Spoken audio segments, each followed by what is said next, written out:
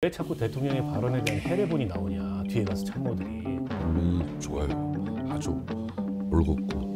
레임덕이 아닌 거의 배드덕이 되는 겁니다. 그 약속은 옛날에도 많이 했어요.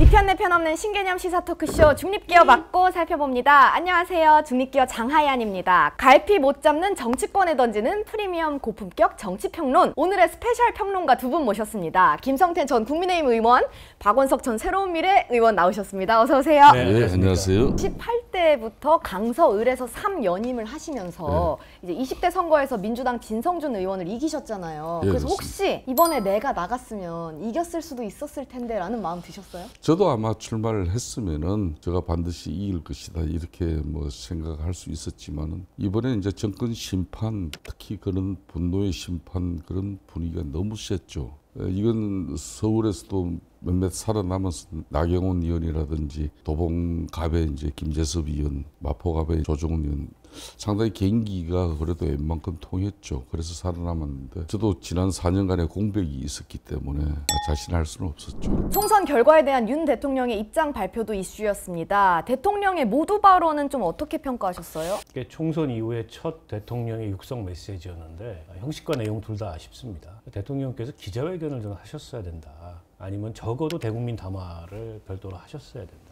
근데 이제 국무회의 모두 발언으로 대체를 했는데 총선 이후에도 대통령이 좀 언론과 국민과 직접적인 소통의 의지, 그러니까 이게 변화의 의지를 좀 안 보이는 것 같다. 그런 면에서 형식도 아쉬웠고요. 내용상으로도 보면 어쨌든 국정 방향이 틀리진 않았는데 국민들이 체감할 수 있는 변화를 만들지 못했다. 그 얘기는 지금까지 국정 방향을 별로 바꿀 의지가 없다.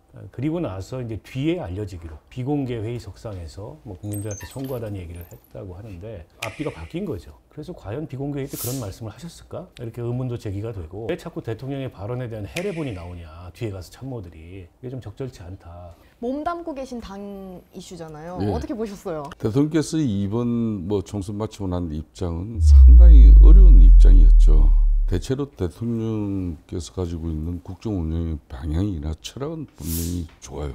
아주 올곧고. 그렇지만 이걸 받아들이는 이제 국민들에게 이제 소통하는 방식이라든지 또 그걸 풀어나가는 정부 부처의 어떤 그런 노력들이 국민들이 함께 참여하는 그런 국정 운영 방식이 이루어졌으면 훨씬 총선 과정에서 입안된 민심의 성적표를 우리가 피할 수는 있었을 건데 그 구체적인 이제 실천은 국정 쇄신인데 국정 쇄신의 가장 뭐 중심이 인적 쇄신이니까 그런 인사를 통해서 메시지가 대국민들에게 변화된 메시지를 전달하지 않겠나 이렇게 보고 있습니다. 네, 지금 인선 하마평이 계속 오르내리고 있습니다. 홍준표 시장한테도 제안했지만 거절. 홍 시장은 김한길 전 의원, 장제원 의원을 추천했다고 하는데요. 홍준표 시장의 뭐 이 사람 저 사람 이야기는 그분 아니에요. 김한길 위원장이라든지 장제원 의원 이런 사람들 뭐 다 대통령께서 절대적으로 신임하고 있는 사람이고 대통령하고 가장 소통이 이제 잘 되는 사람들이니까 대통령께서 이제 그런 분들을 선택할 건지 저는 여권에서 검토해볼 만한 카드라고 생각합니다. 그러니까 요는 국민들이 좀 납득 가능한, 그리고 총리 같은 경우에는 어쨌든 국회에서 인준이 안 되면 불가능합니다. 때문에 야당이 수용할 수 있는 그런 인물을 기용하고 필요하다면 야당 쪽의 의견을 좀 물어보는 것도 나쁘지 않다고 생각해요. 그리고 어쨌든 총리 인선을 통해서 협치의 의지를 대통령이 좀 확고하게 밝혀주셨으면 좋겠다. 저희 집권당인 국민의힘은 정치를 실종시키면 안 되는데 정치를 실종시켰어요. 그게 제일 아픈 대목이에요. 앞으로는 그래서 당정 관계도 원활한 정치가 작동되도록 해야 되는 거고 야당하고 협치를 위한 그런 또 당정 관계의 또 달라진 모습 이런 것도 대단히 중요합니다. 근데 저는 약간 국민의 한 사람으로서 이번에 인사 얘기를 들으면서 답답했던 거는 비선 의혹이 나오지 않았어요? 대통령실이 이거에 대해서는 이제 입장을 냈습니다. 대변인실 입장이 대통령실 입장이라는 것, 그리고 또 신속보다 신중하게 하겠다라고 했는데 사실 비선 의혹이 자꾸 나온다는 거는 어디 한쪽에서 다른 얘기를 계속 흘리고 있다라는 뜻이잖아요. 근데 이렇게 중요한 일에 내부에서도 소통이 안 돼서 다른 데로 얘기가 새는 거 아닌가요? 정상적인 상황은 아니죠. 대통령실에서는 내부 단속을 좀 정확하게 해야 될 것 같고요. 아무리 지금 비서실장이 사의를 표하고 또 정무수석도 교체가 예상되는 상황이라고 하더라도 이런 일이 벌어진다는 건 둘러싸고 여러 가지 얘기들이 있지 않습니까? 무슨 그 정무나 비서실장 라인이 아닌 홍보 기획 라인에서 이걸 주도하고 있다. 뭐 어떤 비서관과 어떤 비서관이 어떤 언론사 어떤 언론사를 통해서 이 얘기를 유통시키고 있다. 여론을 떠보고 있다. 굉장히 부적절한 얘기들이 나오고 있고요. 저는 이 야권의 인물을 기용할 수도 있다고 생각해요. 특히 총리 같은 경우에. 그쵸. 순서가 틀린 거죠.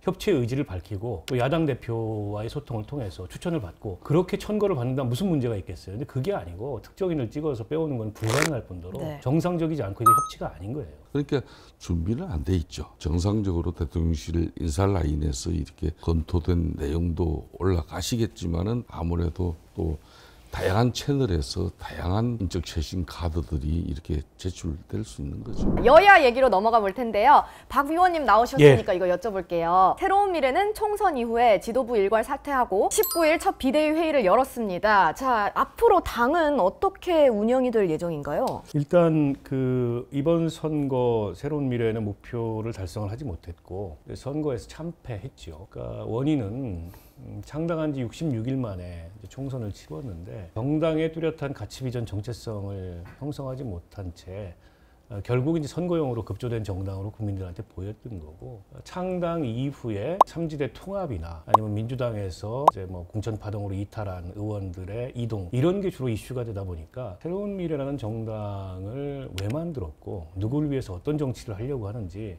국민들한테 잘 설명이 안 된 측면이 있습니다.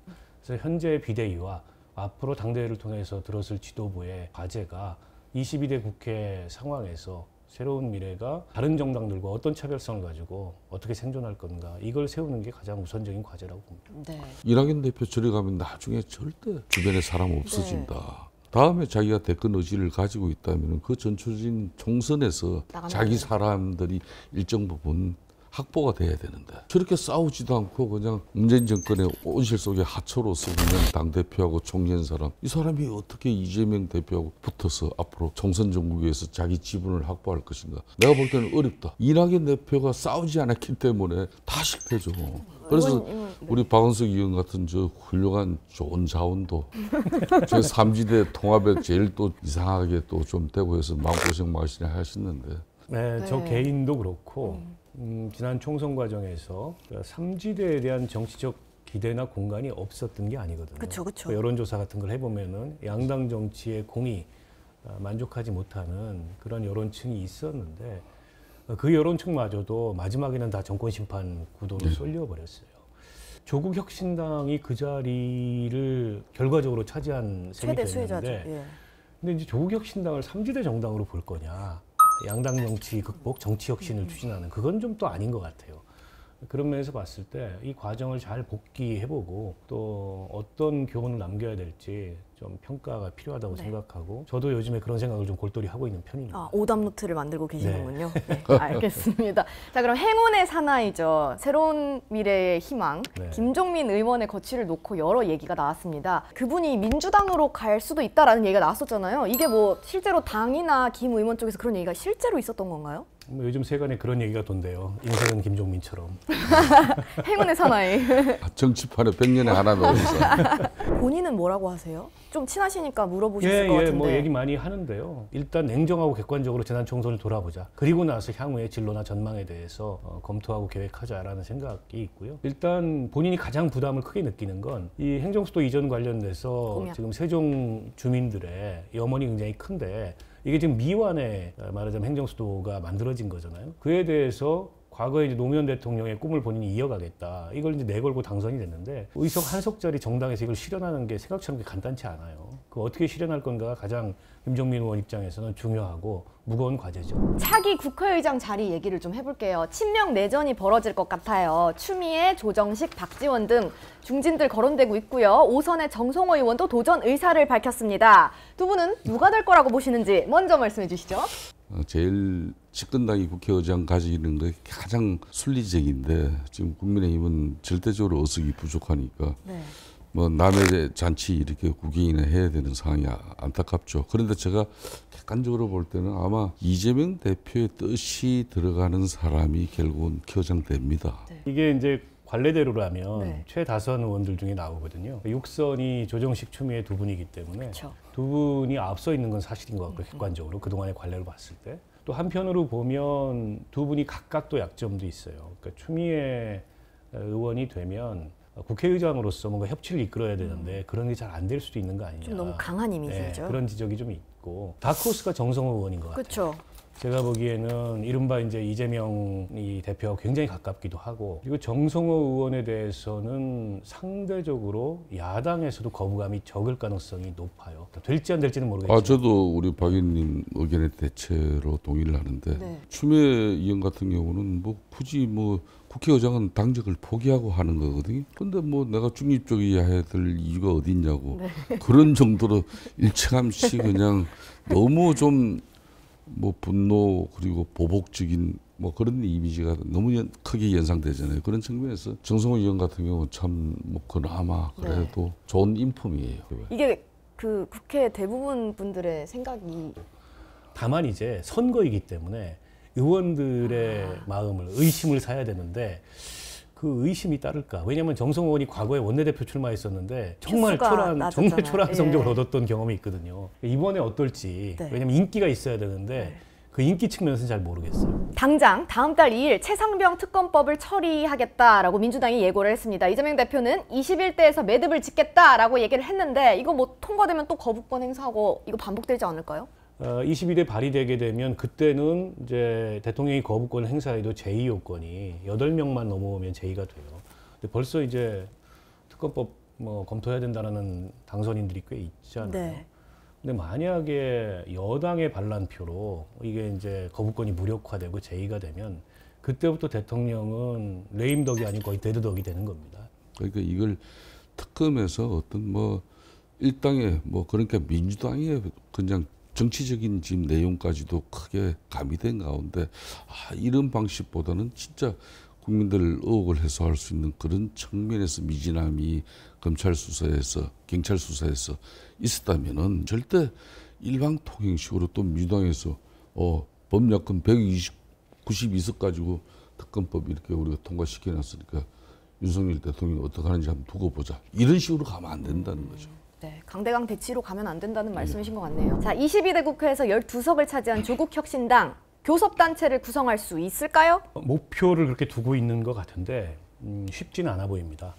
일단 민주당이 경계심을 좀 갖고 있는 것 같고요. 교섭단체를 구성했을 경우에 잠재적인 대권 경쟁자가 될 가능성이 있어서 민주당이 교섭단체 구성을 위해서 뭔가 인위적인 협조를 하거나 의원 꿔주기를 하거나 그럴 가능성 없어 보여요. 그러면 나머지 이제 개혁신당 빼고 소수정당 의석을 다 모아야 되는데 그것도 간단치 않은 게 조국 혁신당의 이 지향점이 뭔지 잘 모르겠어요.